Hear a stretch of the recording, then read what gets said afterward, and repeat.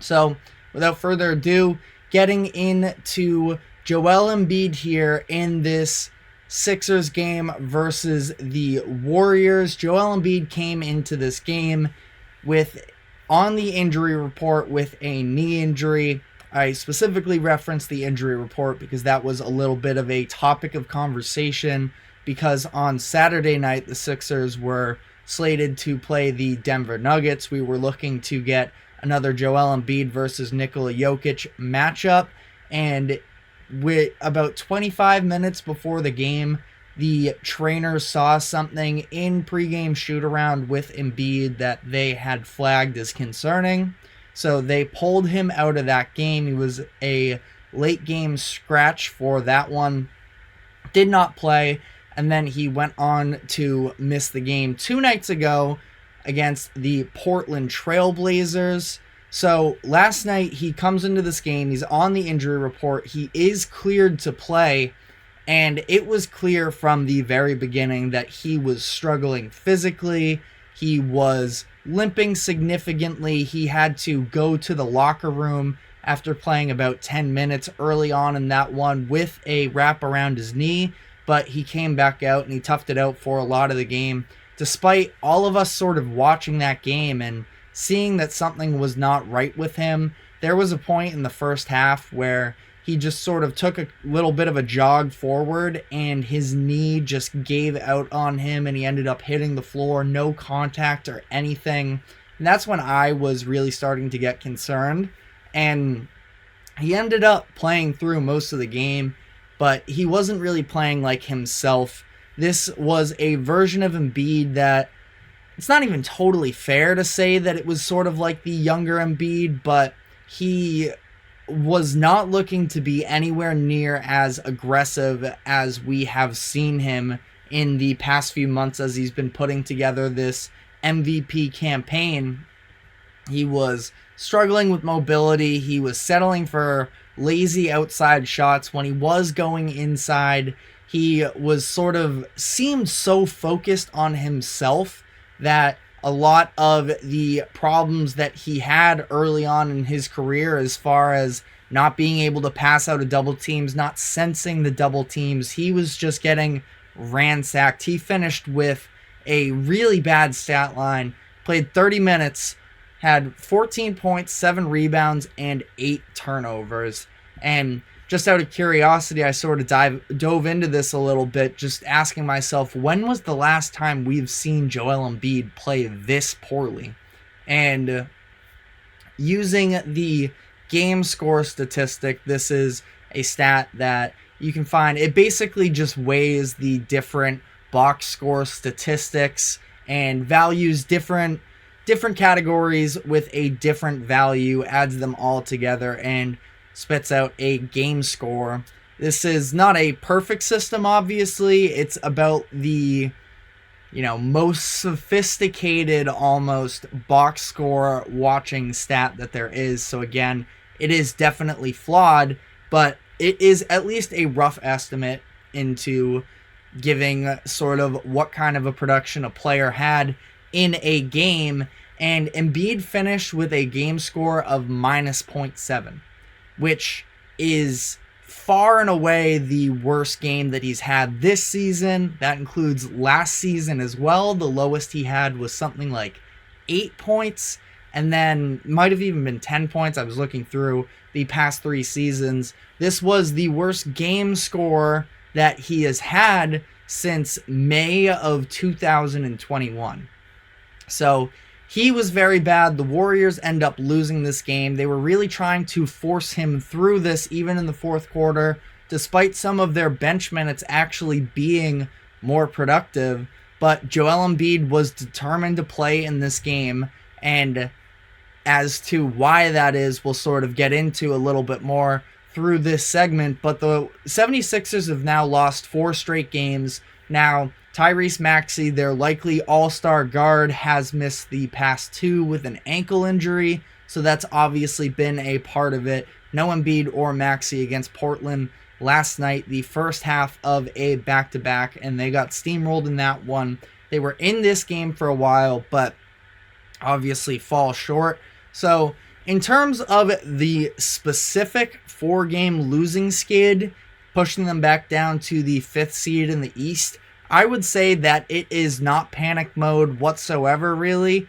You know, these types of things happen. I feel like in the NBA especially, things can get a little bit weird leading up to the All-Star break, which we will be taking place now in, I think, 2 weekends. I believe it's the weekend after the Super Bowl.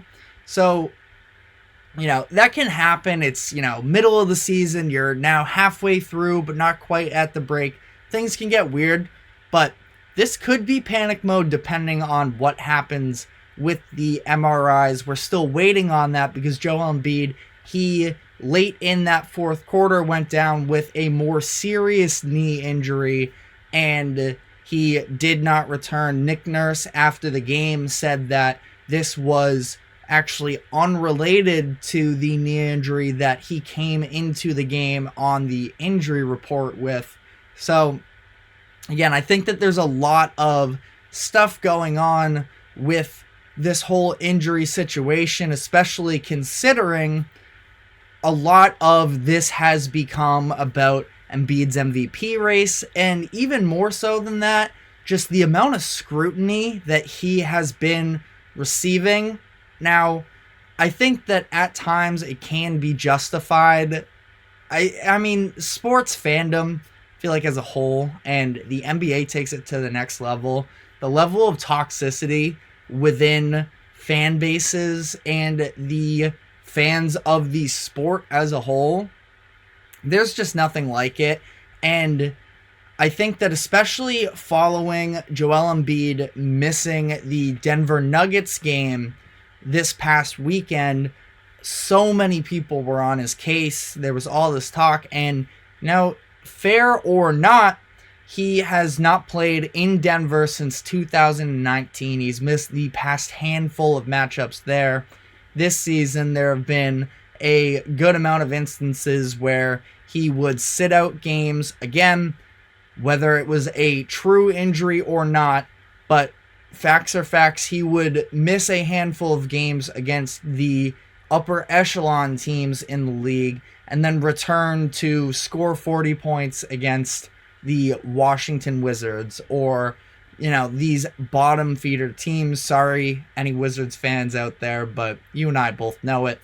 And I think that, again, it's definitely partially unfair, because all of these people that are criticizing him, first off, none of them are 7'2", 7'3", are these massive human beings that deal with day-to-day pains that we couldn't even imagine having to push ourselves through because we've never been in that position.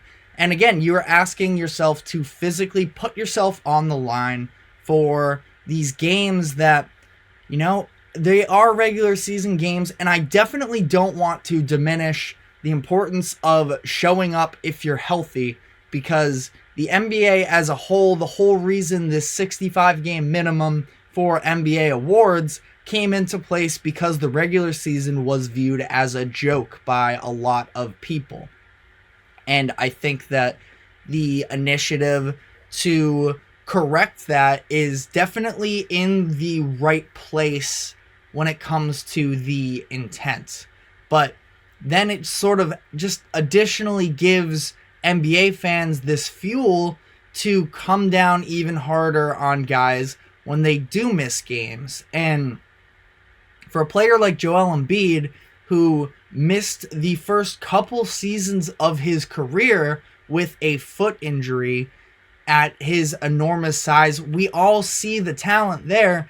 Injuries have plagued him his entire career, quite literally from day one. I think going into that draft process, it was a well-known thing that he would not be able to play. Now, talking about a decade ago, I'm trying to remember if I'm confusing that with him or Nerlens Noel, the pre-draft. They're likely not going to be able to play. But that is sort of where this whole trust the process thing came from. And Joel Embiid, unlike a bunch of those other mid-2010s draft picks for the 76ers, came out and he emerged as an all-time talent and MVP. So now, fast forward to this season, obviously, he's been under so much fire and people are questioning his character. There was a reporter at the Denver-Philadelphia game last week that asked Nick Nurse whether or not the fact that Joel Embiid missed that game speaks to his character. And it's a little bit of a crazy concept to me, just because it's not even a crazy concept, because I can understand where it comes from, but at the same time, we've never been in this same position, and you're asking somebody to risk further injury just for the sake of saying that they showed up to the game and that they didn't run from the competition. We're talking about regular season games here, which, again, I think should be taken more seriously, but at the jeopardy of missing playoff games, when everybody knows that that's the other part of Joel Embiid's whole legacy here, is the fact that he hasn't fully been able to show up to these playoff series quite as effectively as he has the regular season. So he knows that he has to prove himself there. All of us as NBA fans know that there is a level of he has to prove himself in the playoffs. But even in the playoffs, injuries have been a huge concern with him and have deteriorated the product that we could potentially be getting from Embiid in this situation. So I wanted to talk a little bit, again, just to wrap up the Embiid specific injury. We're waiting on MRIs. You have to hope that it's not serious, but it definitely didn't look good. And I always do sort of worry a little bit about the coming up with another injury, the compensation injury, I should say, of you're trying to battle through one thing, and as a result, you put strain on another muscle even worse, and it ends up being a more serious injury. Hopefully that's not the case. We will obviously keep you updated with that. But on the note of the 65 game minimum rule, this is, as we've talked about on the show in the past, this is a brand new rule this year where you have to play at least 65 games to be eligible for MVP, Defensive Player of the Year, Rookie of the Year, any of the yearly awards, as well as the All-NBA awards. So Embiid has missed 12 games this season. In order to hit 65 game minimum, you can only miss 17 games. So only 5 more for him to be ineligible.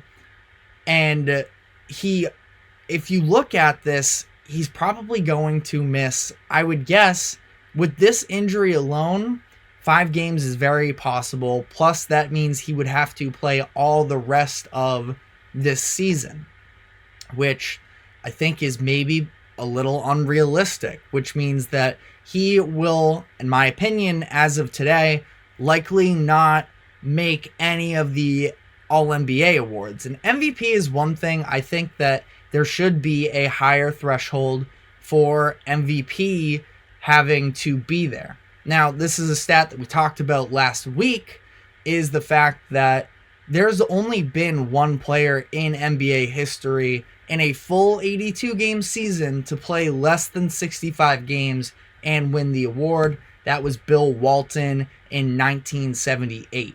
So in the past, voters have put stock into this sort of imaginary threshold anyways for games played. Now he might not even be eligible for All-NBA. I obviously have not been alive and present for the entire history of the All-NBA award, but in my opinion, I think it should help sort of tell the story of how the season went. I think it should be about, obviously, the best performing players on the best performing teams, and I think that it should be able to give us a little bit of a look in at what was the most captivating storylines during the season, and not just storylines, but greatness. And now, because of this memorable season for Embiid where he just scored 70 points, and yes, I know we've seen another bunch of other huge scoring performances as well, so maybe it gets watered down a little bit. That's what we will be talking about a little more as the show goes on. But for Embiid to not be included in any of this, and we still don't know what the injury update is, but let's say he plays 55 to 60 games, I think that that would be a travesty. Now, briefly, before we wrap up this segment, I think it's also worth noting Tyrese Halliburton, the Indiana Pacers guard, is also sort of on a similar track. He has dealt with a lot of injuries, hasn't dealt with the scrutiny necessarily because they've been major injuries that have popped up.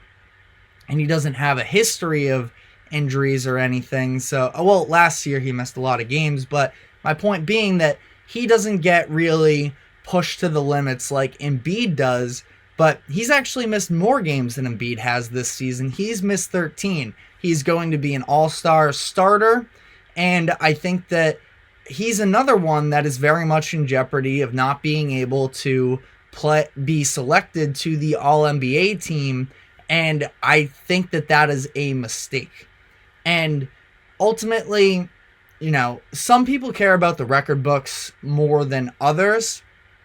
I just think, I don't know, sort of at face value, I'm not looking from the historical standpoint, but just right now, what do I think is fair?